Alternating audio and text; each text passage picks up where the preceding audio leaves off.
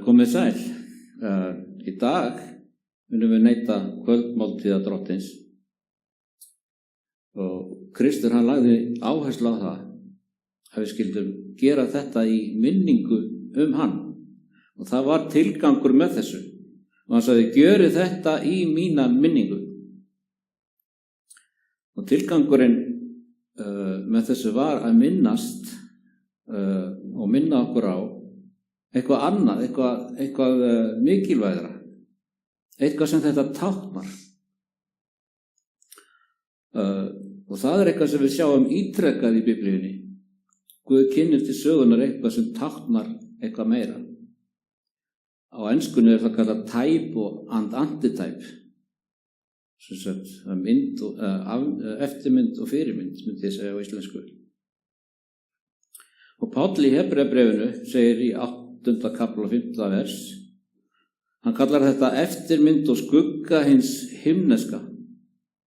Og við getum sagt að við höfum eftirmynd af einhverjum meiri raunveruleika. Og Páll segir líka í Kólossabréfinu 2:16 og 17, enginn skyldi því dæma yður fyrir mat eða drykk eða það sem snertir hátíðir, tunglkomur eða hvíldardaga. Þetta er aðeins skuggi þess sem koma átti en líkaminn er Krists. Og þannig bendir hann okkur á það staðrend að öll þjónustan í helgidóminum var í raun eftirmynd af einhverju meira. Það var matarfórnir og það voru hátíðir og sérstakir hvíldardagar sem voru aðeins eftirmynd af frelsunar áformi Krists. Nú það segir sér sjálft að raunveruleikin er mikilvægari en eftirmyndin. En hver er þá tilgangurinn með eftirmyndinni? Og Kristur hann segir okkur það. Það er til að minna okkur á, til að kenna okkur, til að hjálpa okkur að skilja mikilvæg atriði. Og hjálpa okkur að horfa til þess sem að þessi eftirmynd bendir til. Það er mjög heillandi rannsóknar efni að skoða hennar ýmsu eftirmyndir Biblíunnar. Það er gríðarlega mikið af slíkum eftirmyndum í Gamla testamentinu, miklu meira heldur en flestir gera sig grein fyrir. Sérstaklega eru það eftirmyndir af Jesú og hjálpræðis áformi Guðs. Við finnum eina slíka eftirmynd strax í upphafi Biblíunnar, 1. Mósebók 3:21, og drottinn Guð gjörði manninum og konu hans skinnkirtla og létu klæðast þeim. Hér sjáum við í fyrsta sinn að nauðsynlegt var að úthella blóði til að friðþægja fyrir synd og til að útvega klæði úr skinni fyrir Adam og Evu. Þetta var fyrsti fyrirboði dauða Jesú Krists á krossinu. Guðs lambið lagði líf sitt í sölurnar til að greiða gjaldið fyrir synd okkar. Jesús gerði þetta ekki bara til að hylja syndir okkar, heldur til að fjarlægja þær með öllu. Og í náð sín og miskunn sviptir hann burt ófullkomnum verkum handa okkar og hann klæðir okkur í réttlæti sitt.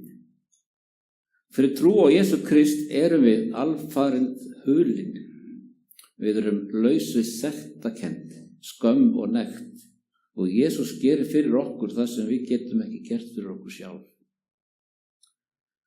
Og meðvitið bresti okkar og synd reynum við mörg eins og Adam og Eva að klæðast sjálfsréttlætingu fyrir okkar eigin góðu verk. Þannig fyrir við í kirkju og gegnum trúarlegum skyldum og þannig erum við í raun að púsla saman einhverjum fíkjuviðar blöðum eins og Adam og Eva gerðu. En Guð segir í Jesaja 64:6, vér urðum allir sem óhreinn maður, allar dygðir vorar sem saurgað klæði. Vér vistnuðum allir sem laufblað og misgjörðir vorar fiktu oss burt eins og vindur. Það er aðeins fyrir náð Guðs sem við erum frelsuð frá synd fyrir trú á Jesú Krist.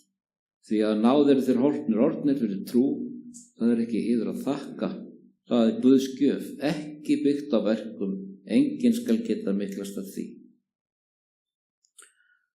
Og þegar týndi sonurinn sneri heim, sagði faðir hans með náð og fyrirgefningu: komið fljótt með hina bestu skikkju og færið hann í.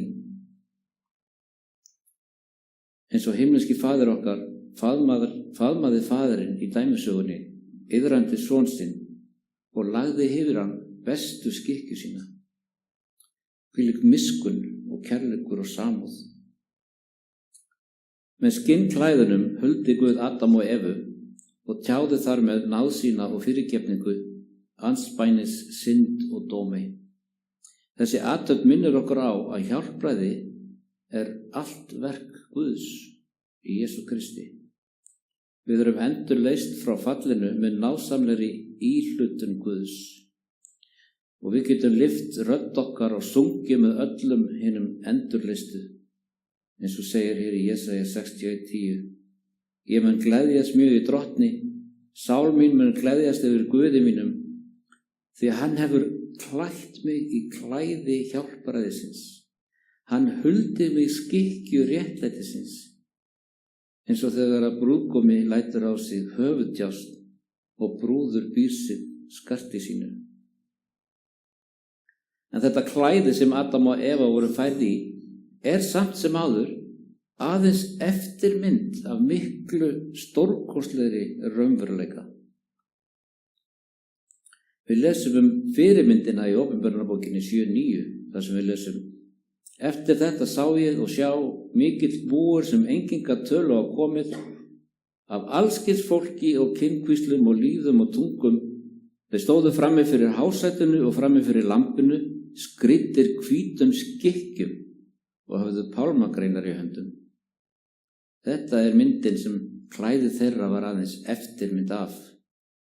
Þýðir það að þessi klæði þeirra hafi ekki verið mikilvæg? Það sjálfsögðu ekki. Það var eftirmynd og það var kennsla varðandi það sem það benti til.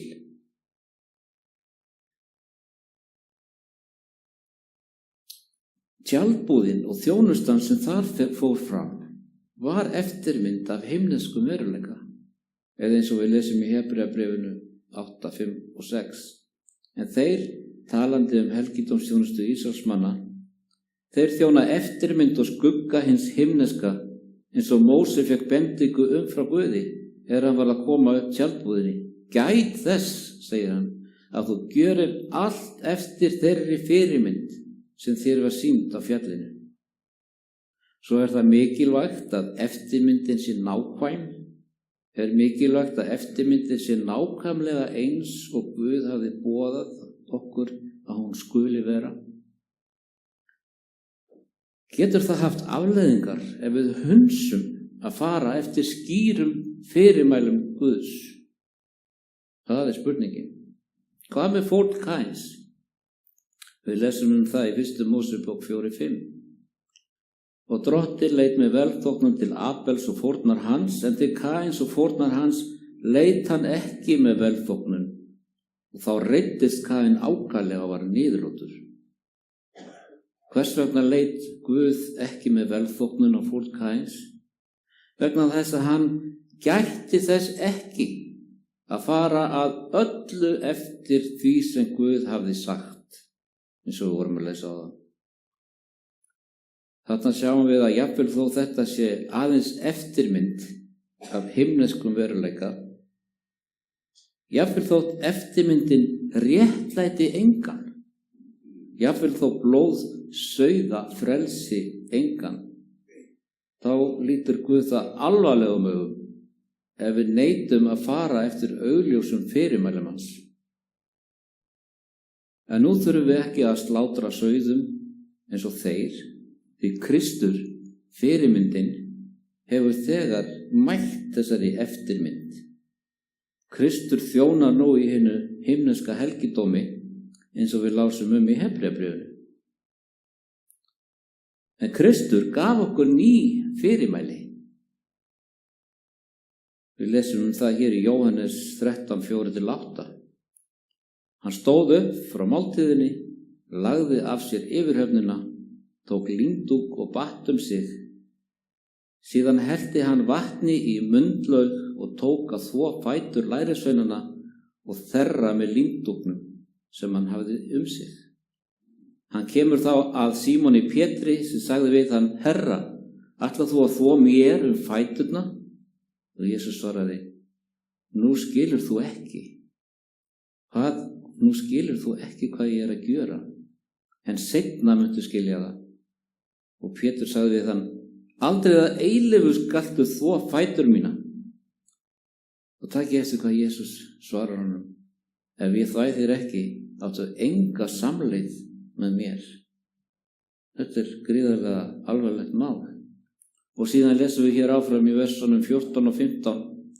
Fyrst ég sem herra og meistari hef nú þvegið yður fæturna, þá ber yður einnig að þvo hvers annars fætur. Ég hef gefið yður eftir dæmi, segir hann, að þeir breytið eins og ég breyti við yður. Hann hefur gefið okkur eftir dæmi. Hann hefur gefið okkur eftir mynd af einhverjum stærri og meiri himneskum veruleika. Og ég get skilið hvers vegna fólk á fyrstu öld vildi sérstaklega þvo fætur. Flestir voru í sandölum til að komast frá einum stað til annars. Og vegirnir voru ekki alveg eins góðir og malbyggið og margir af þeim vegum sem við höfum í dag. Þetta voru ríkugir vegir, svo nú getur þið ímyndað þér að ganga og fæturnir verða frekar óhreinir. Og ef þú vilt koma til kvöldmáltíðar, ættirðu líklega að þvo fæturnar. Svo þjónar á þessum tíma, einhver á heimilinu myndi venjulega hjálpa til við að sjá það. Sérstaklega fyrir sérstakan viðburði, og þeir myndu þvo fæturna. Svo ég get séð hvers vegna þeir myndu þvo fætur þá, en hvers vegna fótaþvottur.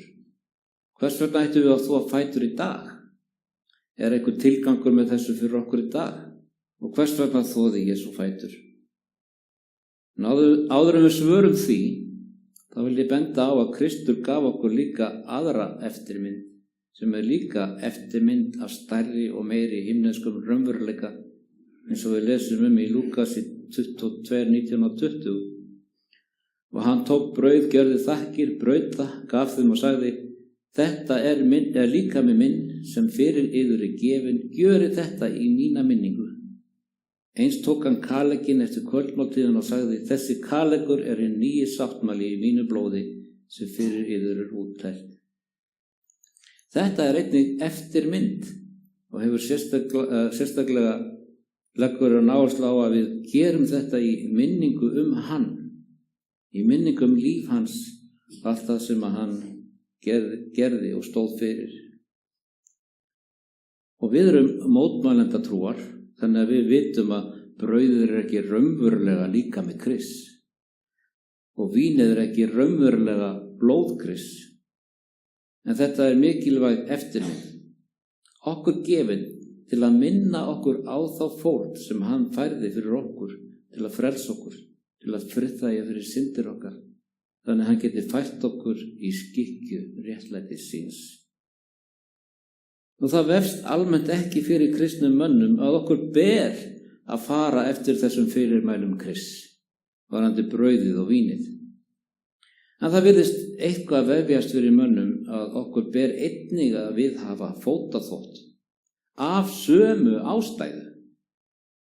Hvernig er hægt að segja að okkur ber að fara að fyrirmælum Krists varðandi brauðið og vínið, en að það þurfi ekki varðandi fótaþvott? Hvernig er hægt að réttlæta það? Annaðhvort viðhefur þú bæði eða sleppur bæði. Annaðhvort er bæði nauðsynlegt eða hvorugt er nauðsynlegt. Allt eru þetta eftirmyndir af stærri og meiri himneskum veruleika. Eitthvað sem á að kenna okkur og minna okkur á. Og við komumst ekki upp með, ekki frekar en Kain, að hunsa skýr fyrirmæli Guðs. Svo hvers vegna fótaþvottur? Ég sé ýmislegt sem Jesús vill að við hugsum og hugum að þegar kemur að fótaþvotti. Í fyrsta lagi sjáum við hlið auðmýktar, að Jesús leiðtogi, sem meistari, sem drottinn okkar og frelsari, sem konungur heimis og jarðar. Hann var nógu auðmjúkur til að gegna starfi þjóns, að hann var tilbúinn til að krjúpa niður og þvo fætur á einhverjum. Hann var auðmjúkur. Hann var hvorki of góður né of stoltur til að sinna hóværustu verkum. Jesús var auðmjúkur og í raun vildi hann að lærisveinur hans lærðu þessa leksíu auðmýktar. Pétur lét líka þvo fætur sínar og Pétur var svo hann var að hafa auðmjúkt hjarta til að geta þegið þessa þjónustu sem Jesús var að bjóða honum. Stundum erum við treg til að þiggja hjálp frá öðrum og við segjum ég get hjálpað mér sjálfur, takk fyrir. En það er betra ef við leyfum öðrum að hjálpa okkur líka og við hjálpum hvort öðrum og við viðurkennum að við séum háð hvort öðrum. Það er hluti af auðmýkt og Jesús vill að við vitum það og hann vill að við lærum það. Nú sé ég annað í þjónustunni, af hverju fótaþvottur. Jesús var að hreinsa lærisveina sína. Hann talaði að vera andlega hreinn. Pétur sagði, Herra, ekki aðeins fætur mína, því líka hendur og höfuð. En Jesús sagði, nei, það er allt í lagi með það. Þið eru þegar hreinir, segir hann. Það snýst ekki það. En fæturnir þínir, það þarf að þrífa þá vegna þess að þetta er eftirmynd af stærri veruleika. Þannig að hvað táknar fótaþvottur? Hann táknar þvott synda okkar. Fyrst þegar við komum til Krists þurfum við allsherjar hreinsun. Við þurfum skírn, við þurfum niðurdýfingu undir vatn. En fótaþvottur táknar að á meðan við ferðumst þessa ferð með Kristi, með við göngum með Jesú á rykugum vegum þessa heims, getur fætur okkar orðið óhreinir. Kannski er eitthvað sem við höfum gert og við höfum játað það fyrir Guði og við segjum Drottinn vinsamlegast fyrirgefðu mér synd mína og hann gerir það. Og fótaþvotturinn táknar einhvers konar smá hreinsun eða þvott á þeirri synd. Við fengum allsherjar þvott í skírninni en á ferð okkar í gegnum lífið þurfum við meiri hreinsun. Og þessi fótaþvottur er eins og að þvo burt þessar syndir, áframhaldandi hreinsun fyrir þjónustu Jesú. Og ég sé eitthvað annað líka, af hverju fótaþvottur. Jesús var fús að vera þjónn og að vera leiðtogi. Það þýðir að ef við erum kölluð í einhver leiðtoga stöðu og erum við kölluð til að þjóna fólki. Við erum kölluð til að vera þjónn eins og Jesús var þjónn. Og hann kallar okkur til þess. Fótaþvottur, hann snýst þjónustu lund. Jafnvel þó við séum leiðtogar erum við hér til að þjóna. Guð setur okkur í forystu vegna þess að hann vill að við þjónum fólki, hjálpum fólki. Og þegar Jesús lagði af sér yfirhöfnina og tók líndúk þjónsins, þá var hann að auðmýkja sjálfan sig. Hann var að taka á sig hlutverk þjóns. Svo eftir hann hafi þvegið fætur þeirra og þurrkað fætur þeirra, tók hann af sér klæðið og klæddi sig aftur í sitt klæði og sagði, þér kallið mig meistara og herra og þið mælið rétt, því það er ég. Og hann tók aftur sína réttu stöðu eins og hann er í raun og veru. Það er einmitt það sem að undirgefnin snýst að Jesús, hann lagði til hliðar konunglegar yfirhafnir sínar á himnum og kom til þessara jarðar til að vera þjónn, til að þjóna okkur, til að deila fagnaðarerindinu og deyja fyrir syndir okkar, til að þola svívirðingar og vera niðurlægður og bera að lokum þyrnikórunu og deyja á krossinum á Golgata fyrir þig og mig. Mér langar að vitna aðeins í Ellen G. White varðandi þetta efni. Hún skrifar í Review on Herald 31. maí 1898. Fótaþvotti ætlað að eyða þeirri hugsun að ein manneskja sé æðri öðrum.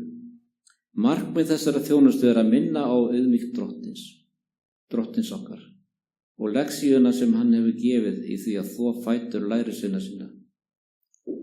Það í manninum tilhneiging til að meta sjálfan sig hærra en bróður sinn, vinna að eigin hag, þjóna sjálfum sér, leita æðsta sætis og oft spretta upp illar hugmyndir og biturleiki andans yfir litlum smáatriðum.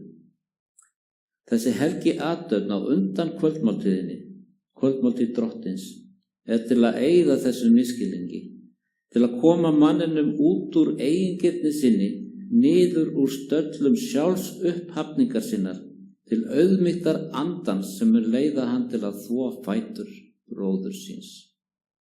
Það ekki í áætlun Guðs að fresta þessu vegna þess að sumir eru taldir óverðugir til að taka þátt í því. Drottinn þvoði fætur Júdasar. Hann neitaði honum ekki sæti við borðið, þó hann vissi að hann myndi yfirgefa það borð til að taka þátt í svikum drottins. Það ekki hægt fyrir manneskjur að segja til hver verðugur og hver ekki. Þeir geta ekki lesið leyndamál sálarinnar.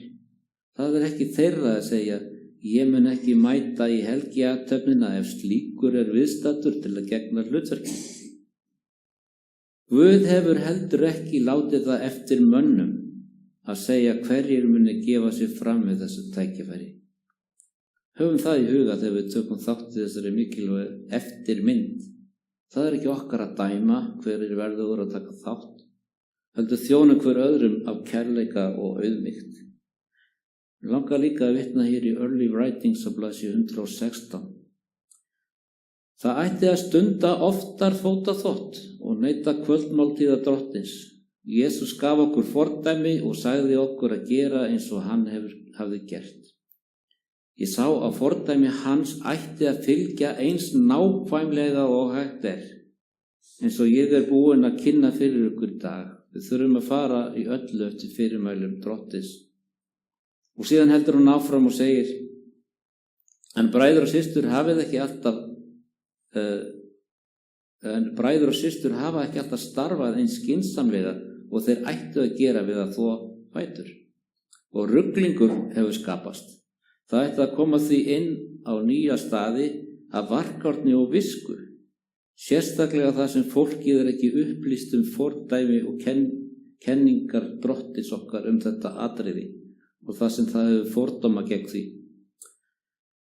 Margar heiðarlega sálir fyrir áhrif fyrirverandi kennara sem þeir báru traust til hafa fordóma gegn þessari einföldu skyldu og ætti að kynna þeim efnið á réttum tíma og hátt, sem ég vona að ég hafi nú gert samviskusamlega hér í dag. Enginn ætti að finna sig þvingaðan til að taka þátt eða ekki taka þátt. En nú eftir að við syngjum næsta sálm, þá gefst okkur tækifæri til að taka þátt í þessu mikilvægu eftirmynd sem Kristur hefur gefið okkur.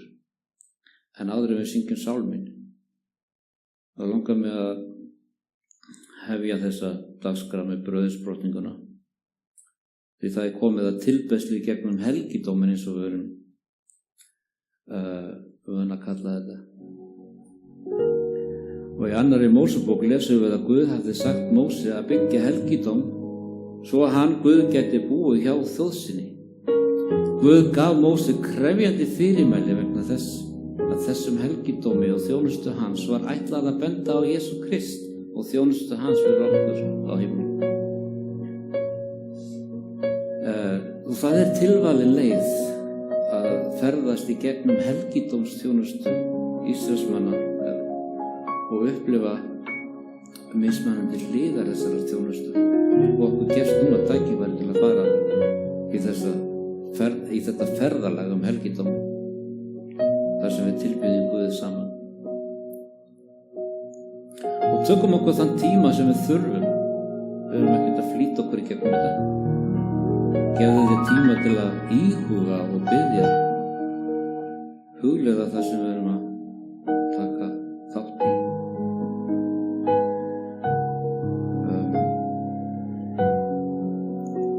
Og nú þegar við byrjum, þá skulum við lesa úr Sálmi 139, fyrstu 10 versinir. Drottinn, þú rannsakar og þekkir mig, hvort sem ég sit eða stend, þá veist þú það. Þú skynjar hugrenningar mínar álengdar, hvort sem ég geng eða ligg, þó athugar þú það, og alla vegu mína gjör þekkir þú. Því að eigi er það orð á tungu minni, að þú Drottinn þekkir það í til fulls. Þú umliggur mig á bak og brjóst og hönd þína hefur þú lagt á mig. Þekking þín er undursamlegri svo að ég fái skilið. Of háleit, ég er henni eigi vaksin. Hvert get ég farið frá anda þínum og hvert flúi frá augliti þínu? Þótt ég stígi upp í himinin, þá ert þú þar, og þótt ég gjörði undirheima að hvílu minni, sjá þú ert þar. Þótt ég lyfti mér á vangi morgurónans og settist við hið ysta haf, einnig þar myndi hönd þín leiða mig og hægri hönd þín halda mér. Þannig að ég að bjóða Magnið að koma hér upp og hún ætlaði að hafa bæn fyrir okkur áður en við syngjum sálm.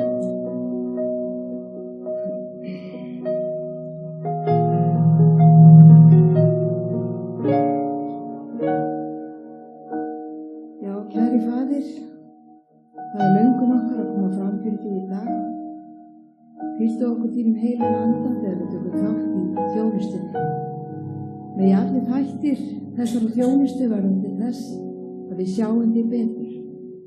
Við lofum þig og þökkum þér í Jesú nafni. Amen.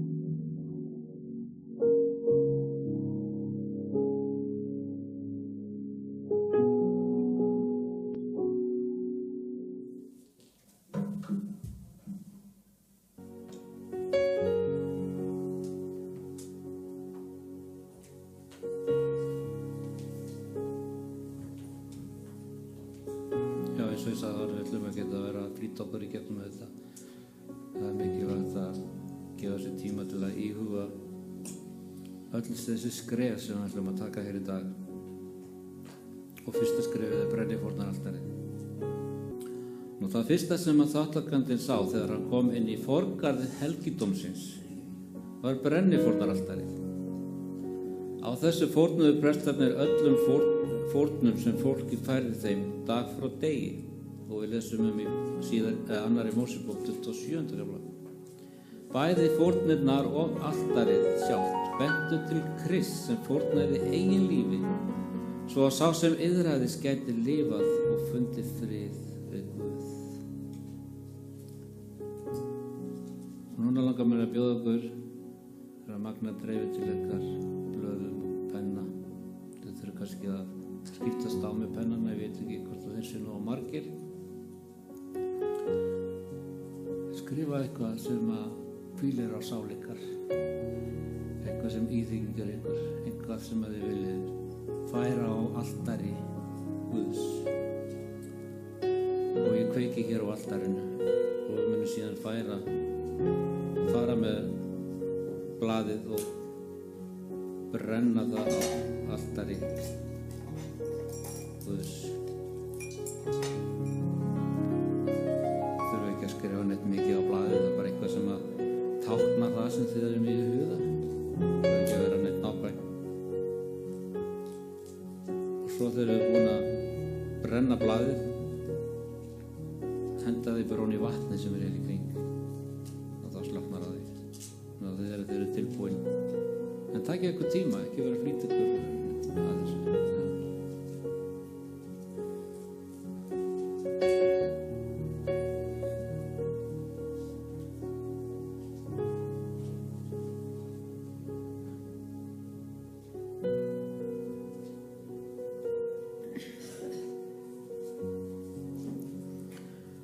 Hann var hrjáður, en hann lítillætti sig og lauka í upp munni sínum, eins og lamb sem leitt eftir slátrunar, og eins og sauðir þegi fyrir þeim klippa hann, laukan í munni sínum. Hann illmælti eigi aftur honum var illmælt, og hótaði eigi hann leið. heldur gaf það í hans vald sem réttvíslega dæmir.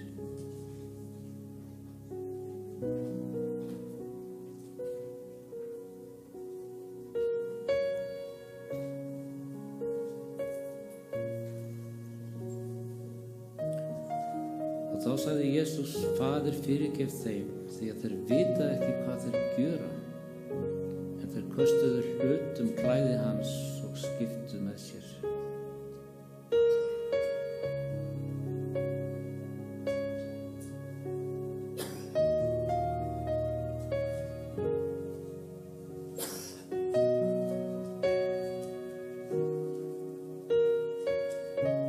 Og eftir komið til þess staðar heitir Golgata, það þýðir biskupsstaður,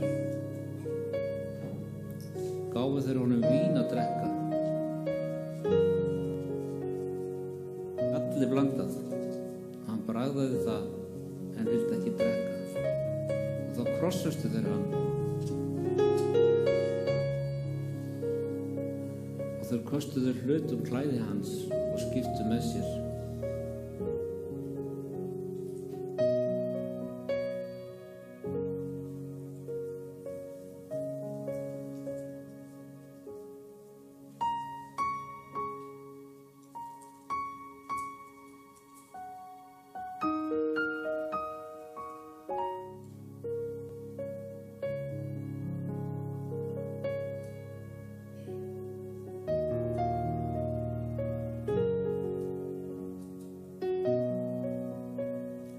Áður presturinn gat fært fólk, þurfti hann fyrst að þvo hendur sínar í kerinu, og þetta sýndi að Guð krafðist hreinleika af hálfu þeirra sem miðluðu milli hans og fólks hans.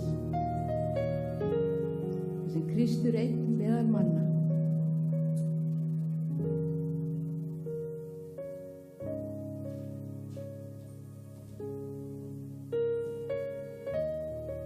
Kristur einn meðal manna hefur hreinleika sem Guð krefst af milligöngu manni. Getur hann einn sannarlega miðla málum fyrir falli mannkyn.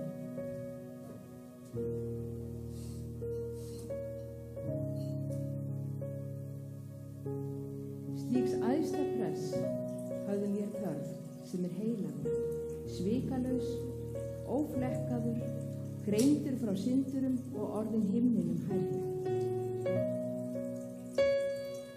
Hann sem ljómi dýrðar hans og ímynd veru hans og ber allt með orði mátta síns, hreinsaði oss af syndum vorum og settist til hægri handar hátigninni á hægri.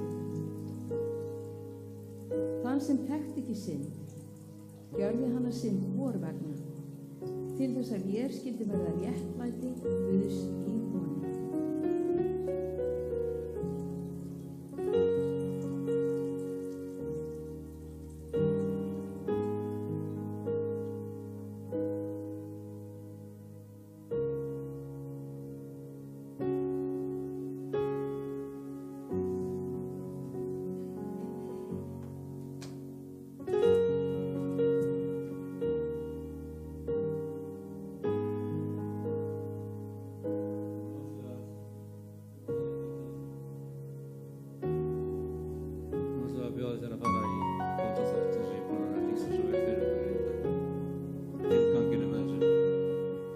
Snýst ekki endilega það að þú hvort þau eru fætur heldur hvað þetta táknar, það er aðalatriði. En þetta er til að hjálpa okkur að muna eftir því sem þetta táknar. Og við gleymum því ekki.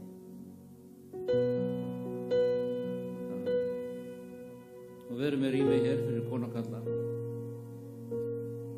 Gefið ykkur tíma til að byrja saman.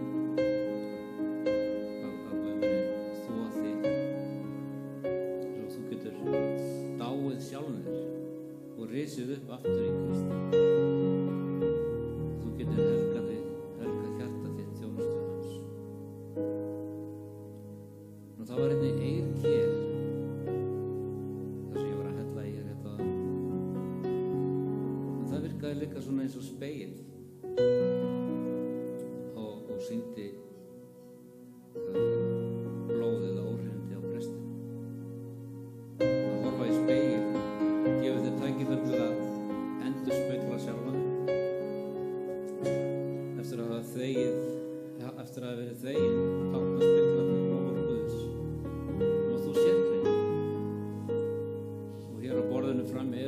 speglar með ritningatextum skrifað á speglarnum og staldrið endilega við speglarnum og horfið á sjálf ykkur í speglarnum og segið þetta talar til mín, þetta lofar til mín. Og þið getur gert þetta hvort sem við erum að fara í fótaþvott og svo enginn þvingað til að fara í fótaþvott ef þetta eitthvað framandi fyrir þig. Finnst það óþægilegt og hefur aldrei gert þá bara njóta að horfa á okkur og íhuga hvað við erum að gera. En endilega fara í spegilinn og sjá hvað textin að segja okkur þar. Þannig að nú bara komið að því, gjörðu svo vel. Það eru konur í herberginu við hliðina og strákarnir eru inn í matsalinn. Gjörðu svo vel.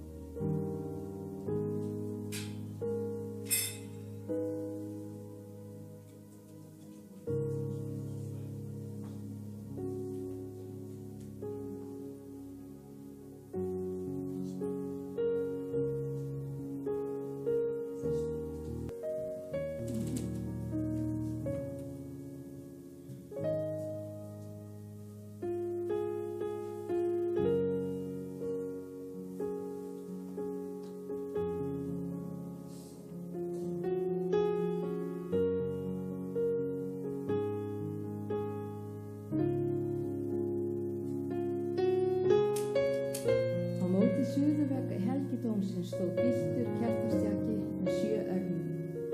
Að minnstakosti 1 lampinn var alltaf kveiktur. Á hverju morgni og kvöldi klippti æðsti presturinn og kveikti á lampanum og fyllti á olíuna sem þeir brenndu. Kertastjakinn táknaði bæði Krist og fólk hans, alla sem flytja ljós. Þeir sem brenna hjörtu sín af olíu heilags anda blessa aðra og eru þeim ljós. Ef ég játum syndir vorar, þá er hann trúr og réttlátur, svo að hann fyrirgefur á syndirnar og hreinsar oss af öllu ranglæti. Þá játaði ég synd mína fyrir þér og fól eigi misgjörð mína. Ég mælti, ég vil játa afbrot mín fyrir drottni og þú fyrirgafst syndasekt mína. Þú drottinn ert góður og fús til að fyrirgefa. Gæskuríkur öllum þeim er ákallað þig. Sá sem dylur yfirsjónir sínar verður ekki langir, en sá sem játar þær og lætur af þeim mun miskunn hljóta.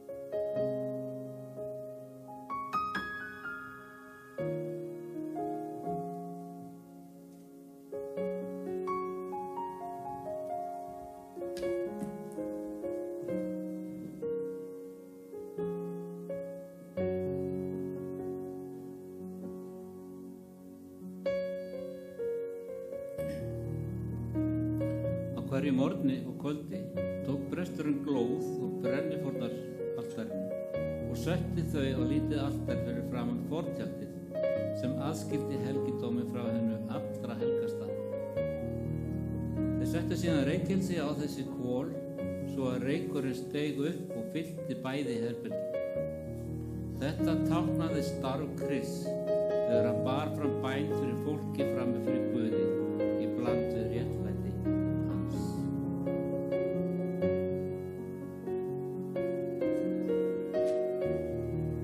Þegar lampið lauk upp 7. innsiglinu var þögn á himni hér bil hálfa stund. Og ég sá englana 7 sem stóðu frammi fyrir Guði og þeim voru fengin 7 básúnur og annar engill kom og nam staðar við altarið. Hann hélt á reykelsiskeri úr gulli.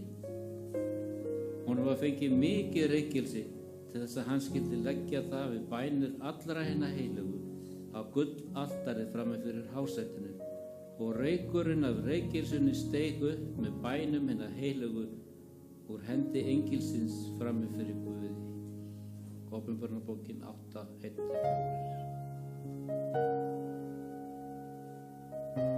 Nú langar okkur að bjóða þeim sem vilja að koma hingað fram og við munum leggja hendur yfir og hafa bæn. Og við magnaðum munum standa hér og þeir sem vilja koma og þiggja fyrir bæn, okkur er velkomin að koma fram.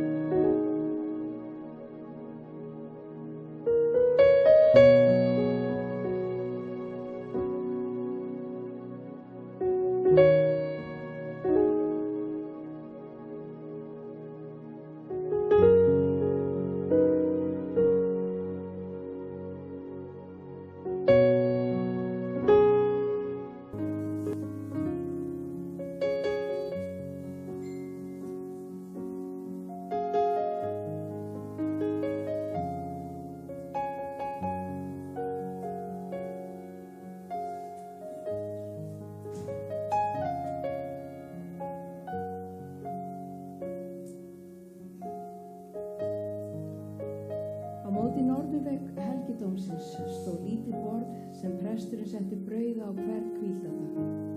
Í hverri viku átu prestarnir gamla brauðið og lögðu ný brauð á borðið.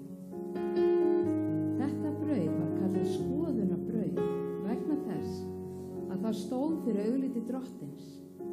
Það táknaði Krist sem er alltaf í návist Guðs fyrir okkur. Rétt eins og við þurfum að fæðu til að lifa, þannig þurfum við Krist, til lifandi brauð.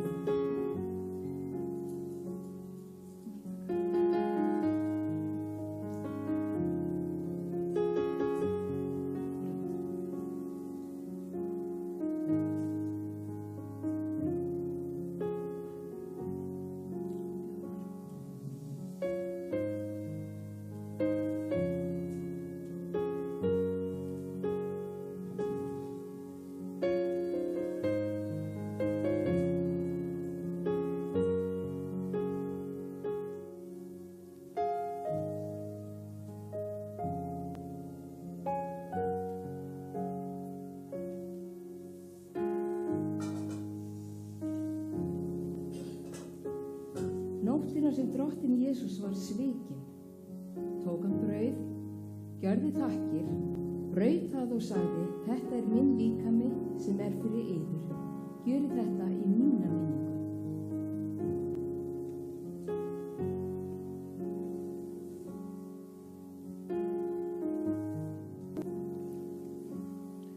Dagleg þjónusta miðaðist við heilagan stað helgidómsins.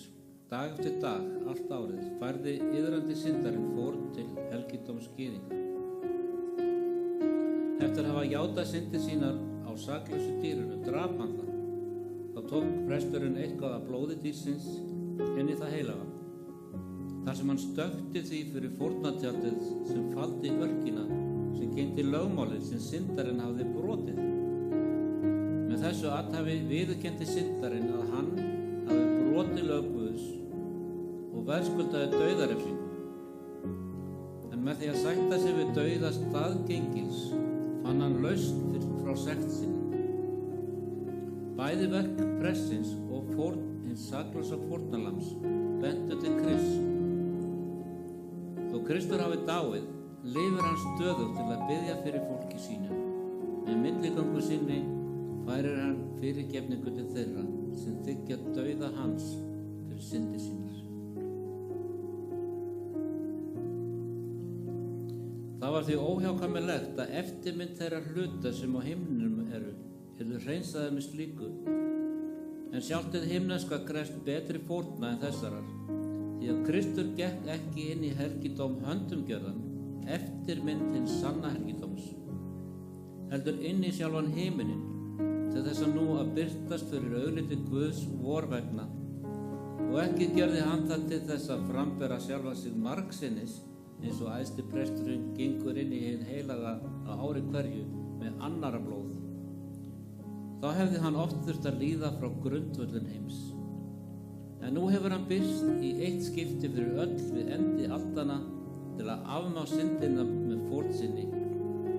Og eins og það liggur fyrir mönnum eitt sinn að deyja og eftir það að fá sem dóm, þannig var Kristi fórnfært í eitt skipti til þess að bera syndir margra. Og í annað sinn mun hann birtast ekki sem syndafórn, heldur til hjálpræðis þeim hans bíða.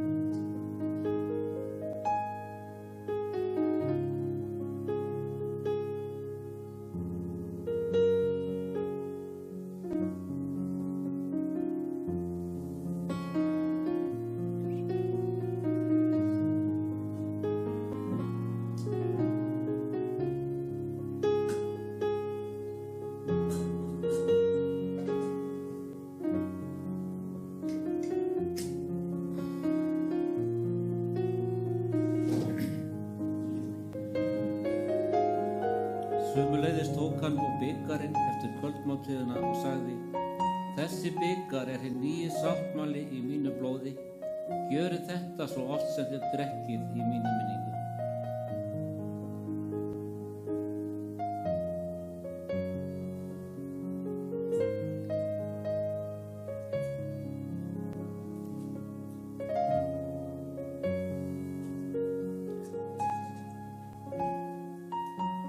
Í lok hvers árs tóku Ísraelsmenn þátt í dómsdegi. Þennan dag, friðþægingardaginn, söfnuðust þeir saman í kringum helgidóminn og biðu á meðan æðsti presturinn fór inn í hið allra helgasta til að biðja fyrir þeim frammi fyrir drottni. Skrá yfir syndir þeirra sem komu að þessari athöfn með iðrandi hjarta var afmáð af fullu. Þegar æðsti presturinn hafði milligöngu þá og hreinsaði helgidóminn. Þannig dæmdi Guð Ísrael. Athafnir æðsta prestsins á friðþægingardeginum voru fordæmi fyrir verk Krists þegar hann kemur fram fyrir föðurinn í dóminum rétt áður en hann snýr aftur til þessarar jarðar. Þegar þeir fara yfir syndirnar, býður Kristur úthellt blóð sitt fyrir þá sem hafa iðrast synda sinna. Þannig tekur Guð við fólki sínu í Kristi og lýsir það saklaust.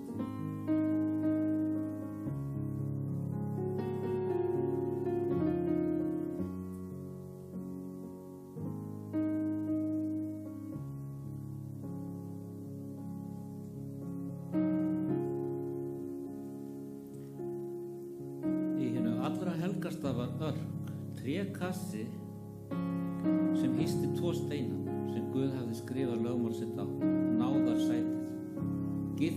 Gilt lok á örkinni huldi lögin. Á hvorum enda náðarstólsins stóð mynd af engli sem hneigði sig í tilbeiðslu. Örkin sem sameinar eins og hún gerði, sjónræna tjáningu lögmáls Guðs og miskunnar hans, táknaði eðli Guðs, þegar í honum mætast réttlæti og miskunn. Rétt eins og gyðingar beindu athygli sinni að hinu allra helgasta á friðþægingardeginum, þá áður en Kristus snýr aftur til þessara jarðar, beinir Guð athygli fólksins að örkinni í hinu allra helgasta á himni.